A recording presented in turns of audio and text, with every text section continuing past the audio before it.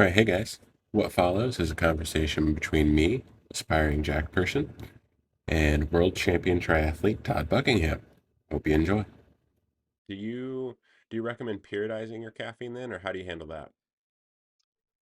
There has been a lot of research on periodizing caffeine, and originally we thought that you kind of had to deload from the caffeine so that it has more of an effect on race day because you become habituated to it. But now they're saying that that actually doesn't happen, so you can continue to drink your coffee as you normally would, and maybe just a little higher dose on race morning because you need about 3 milligrams per kilogram of body weight to have a significant effect. And I don't think most people take that much on a daily basis or like with one cup of coffee. So yeah, you don't need to habituate the caffeine intake. Nice.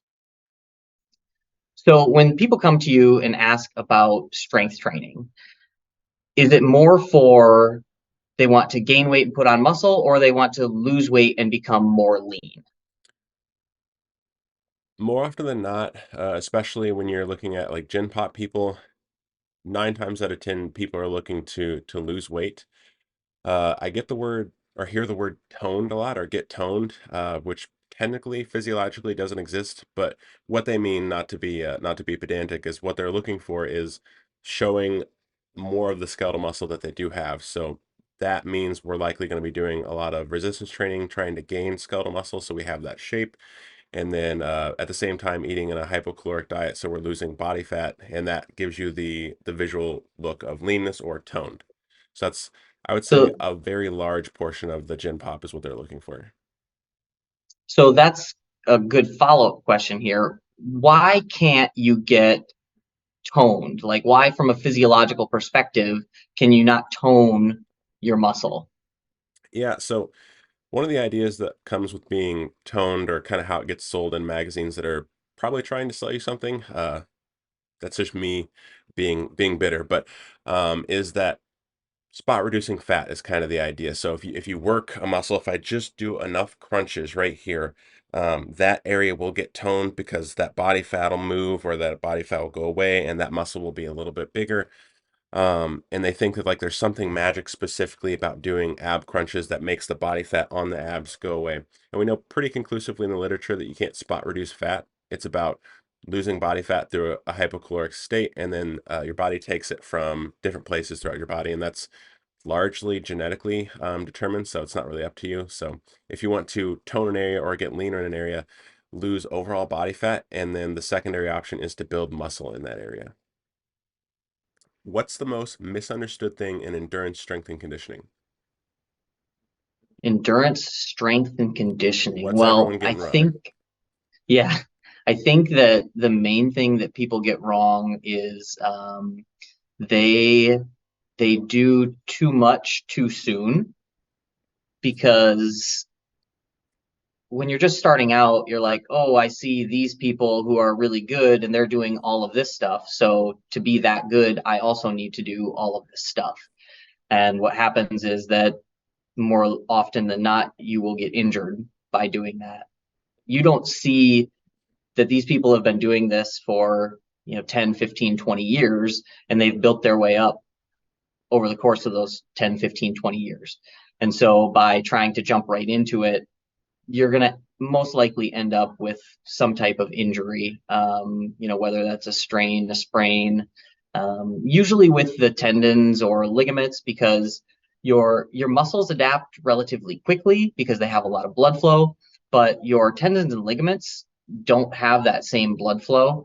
And so this just causes them to adapt much more slowly than your muscles. And so, your leg muscles, your heart muscle, your lungs, like they're all going to adapt rather quickly or relatively quickly.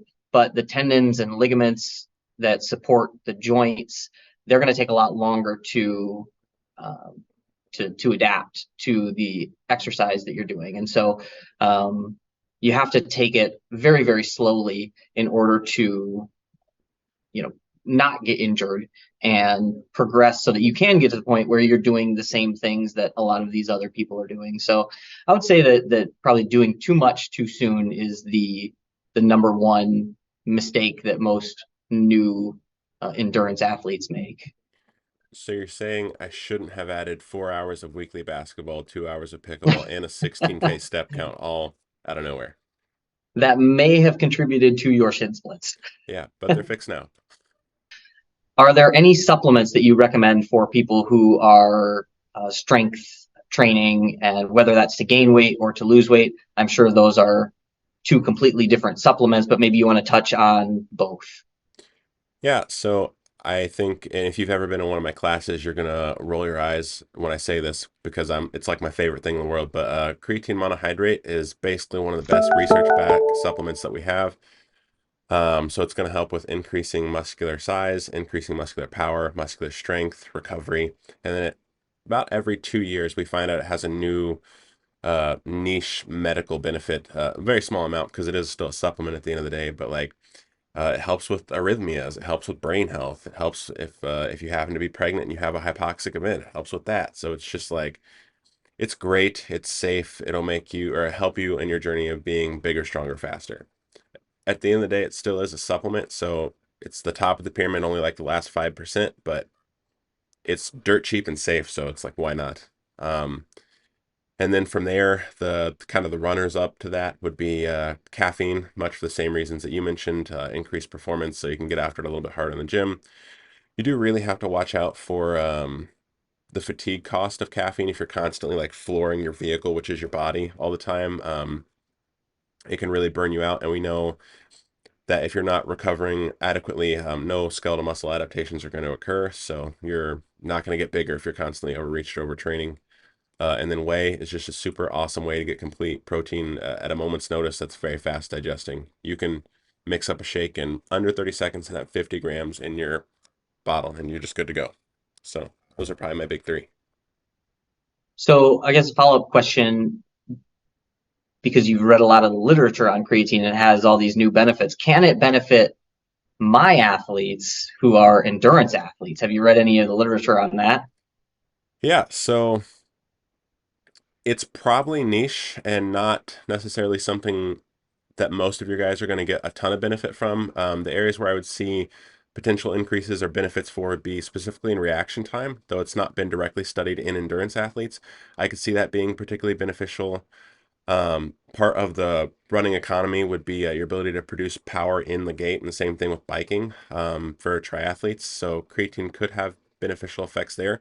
But as soon as you're moving out of the ATP PCR system, creatine starts to not have as much of an effect. Though, interestingly enough, a couple supplements that endurance athletes do use, sodium bicarbonate and sodium phosphate, those have synergistic effects with caffeine. And the literature tends to show that that's because of glycogen repletion, though that's pretty in the weeds, and we don't want to be taking necessarily like 100,000 supplements, but that effect does exist. Yeah. The sodium bicarbonate, I always tell people you got to be careful because of the GI distress that Yes. you can. I would rather have you get no benefits but not have GI distress than maybe potentially get some benefits, but most likely have GI distress.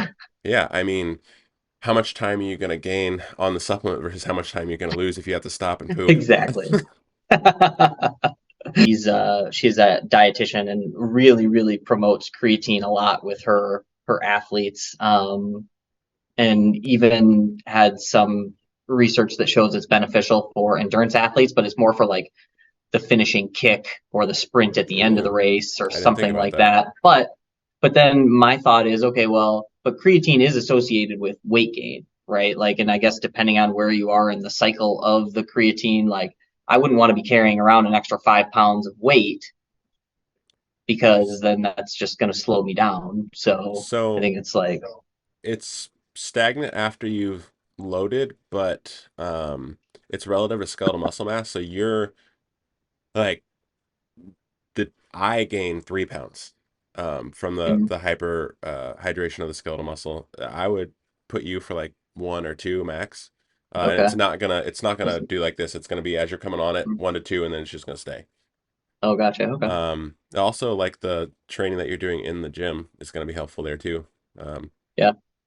so, so if you have someone completely untrained coming to you trying to get into the sport, what is a main goal that you would have for them? Wow. Somebody who's completely untrained. I guess if it was a single sport athlete like running, it would be a little bit easier than some of my triathletes where it's, swimming, biking, and running. So I'm just going to stick to the running because I Sure. think that's the easiest answer. So if somebody was just coming into the sport and wanted to start running, I would have them first of all buy a new pair of running shoes if they don't have running shoes, because while yes, technically you can run in any shoes that you own, they may not be the best shoes to be running in. So go to a local running store and have them kind of outfit you with a new pair of shoes. Most of the time they have people there trained to like look at your gait and like your foot's shape and the arch and put you in an appropriate running shoe for you. But a lot of times it's just trial and error finding what shoe works for you. Um, but yeah, running is one of those sports where really like you just need a pair of running shoes to do it. I've run in jeans before. Like yeah, you can run in whatever you want. Obviously, jeans are not the most comfortable thing to run in, but Yeah. you don't need to buy thousands of dollars worth of equipment for running. Now, that being said, once you get into running, you will inevitably end up spending thousands of dollars on running gear, but that's a long way down the road. That's after But they get yeah, you and hooked. and yeah, exactly. That's how they get you hooked. All you need is a pair of running shoes, and then 2 years later, and you're like, oh yeah, you got the fancy watch, you got those sweat wicking shirt and shorts and compression, and so yeah, a nice pair of running shoes, some good sweat wicking clothes so that you're not chafing and getting uncomfortable. But then the biggest thing is just, I think one thing that people don't understand about running or endurance sport is that it doesn't have to suck all the time, and it shouldn't suck all the time. It should not be hard all the time. Most of the time that you spend running, it should be very easy, and you should be able to hold a conversation while you're running, and you shouldn't get out of breath. Like you should really just be able to go out and run. And if you can't hold a conversation or if you're getting out of breath, then you need to slow down. And I think for a lot of people, their ego gets in the way of like, oh, well, I'm barely even moving. Then why am I even doing this? And it's like, well, maybe you need to start at a walk. Like a brisk walk for some people is enough to elicit changes. But if you try to do too much too soon, you could end up injured, and it's just not going to be fun. I can't tell you how many people I've worked with before who they're like, "Oh man, running, it's just like I can never have fun running. It just sucks. I'm tired. It hurts." I'm like, "Okay, well, just run slower." And they're like, "What do you mean run slower?" I'm like, "Run slower. Like you're running 10-minute miles. I want you to slow down to 11-minute miles or 12-minute miles." And they're like, "Well, then I'm barely moving." I'm like, "Well, that's where you have to start." And a lot of people, I think the ego gets in the way of like, oh, well, I see this person, that person, the other person, like they're all running way faster than me. And it's like, okay, but yep, you don't know their background, you don't know how long they've been doing it. And so you just have to start where you're at and not let your ego get in the way and really just keep everything pretty easy to start. And you can even take walk breaks in the middle. Even I still take walk breaks during my run. So like I'll run for 9 minutes and walk for a minute. And I'll do that for an hour and a half sometimes. So, there's no shame in walking. Like it's a funny side story. A couple of years ago, I was out for a run and I was just running on one of the roads here in Grand Rapids, and I was in the middle of one of my walk breaks, and a friend drove by me in his car, and he he didn't stop, but he called me while I was on my run. He was like, "Hey, is everything okay?" I was like, "Yeah, I'm just taking one of my walk breaks." He's like, "Oh, I just assumed that you're always running 6-minute pace or faster when you're out for your runs." And so I was like, "Nope, I'm just getting my heart rate down, taking a break before my next interval here." He's like, "Oh, okay. Well, I won't stop then." So it's like I think people have this perception or preconceived notion that the elite runners always run super fast, and that couldn't be further from the truth. Like my my 5K time is under 15 minutes. It's like a 450 something per mile. But my easy runs, I do at 7:30 or 8 minute pace. And I'll walk in the middle, or I'll run with my wife and we run 10-minute pace. And so it's like, you can't really go too easy unless your gait is changing and potentially causing some injuries. But like I take walk breaks all the time. So yeah, I think if somebody's just getting started, just telling them kind of all of that, where it's like you don't have to hurt all the time and it shouldn't suck, and make sure you get a good pair of shoes. So I guess that's more than one thing that I No, would I tell liked it. somebody if they're just starting. But yeah, Yeah, that was great. Very thorough too. Nice. yeah. It's funny because like I've been asked these questions a lot, so I Yep. have like Yep. stories and stuff, but um yeah. But I always laugh at that story that my friend Are you literally drove dying? by. Yeah, he's like, "What's wrong?" I was like, "Nothing." I'm like, "I'm just walking." So So if somebody wants to put on muscle mass, what is the best way for them to do that? And what are some maybe tips and tricks to recovering faster and allowing them to lift more weight more often? So where I would start with anyone really is multiple days a week, full body exercises, and mostly compound lifts. So compound meaning across multiple joints. So like bench, squat, deadlift, bent row, pull downs, pull ups, things like that. Do those somewhere above 6 reps, but somewhere below 30, close to failure, close to that bar, like physically stopping. And do that for sure at least 2 times a week, depending on how much time you have, and then work your way up to three, four, and that's a really, really good place to start. Again, one of the most important takeaways from that is it has to be close to failure. If you're training and you could have done 6 more, you're probably not growing very much. As you start to increase that frequency and want to get into the fourth, the fifth, the sixth day, that's when you could start getting into some of those split programs that you've seen. So it's like legs today, upper body the next day, or upper lower is a common one. And as you get into 6, 7, 8, 9, 2 a days, things like that, that's when it gets really specific. So like you might see chest, lateral delts, forearms or something. That might be Monday session one. Then Monday session two might be uh, shoulders in general, like all of the shoulder, abs, calves or something. It gets really, really specific when you get to that much frequency. But again, that's a really, really advanced consideration. Where most people should be starting is compound basic movements, barbell, dumbbell, etc., machines even close to failure. Do it until you get some amount of pump, that stiffness feeling in the muscle, disruption like jello-y arms, and a little bit of next day soreness. And then add a few sets kind of week to week until you bump up to the third, the fourth day. At the end of the 6 months, you're gonna look like you're trying to be Thanos. Not quite Thanos, but like you're on your way to being Thanos. Nice. And for recovery, because you mentioned these split days, like should somebody exercise the same muscle group 2 days in a row? Should they take one day off in between? Like, what's the best way to ensure that your muscles have time to adapt to the stress that you're putting on it from lifting? Yeah, I did miss the recovery portion of your question.